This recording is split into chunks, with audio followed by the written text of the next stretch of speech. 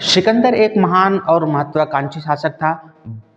इतिहास के पिता कहे जाने वाले हेरोडोटस और अन्य यूनानी लेखकों के विवरण से उसने भारत की अपार धन संपदा के बारे में सुन रखा था और इस अपार धन संपदा के कारण ही वह भारत की तरफ आकर्षित हुआ।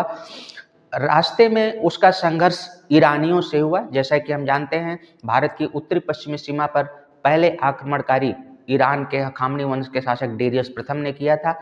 तो ईरानियों और यूनानियों के बीच संघर्ष हुआ, जिसमें कि सिकंदर ने ईरानियों को पराजित करते हुए तुर्की, इराक, ईरान, अफगानिस्तान को जीतते हुए भारत की उत्तरी पश्चिमी सीमा पर पहुंचा और यहाँ पर आम्बी ने आत्मसमर्पण कर दिया। पोरस तो बहादुरी से लड़ा, किंतु वह हार गया। किंतु उसकी बहादुरी से प्रभावित होकर के सिकंदर ने उसका राज्य वापस लौटा दिया। आगे बढ़ करके सिकंदर जब ब्यास नदी के तट पर पहुंचा तो भारत के अंदर उस समय धननंद, जो कि नंद वंश का महान शासक था, उसका शासन था और उसकी सेना बहुत विशाल थी।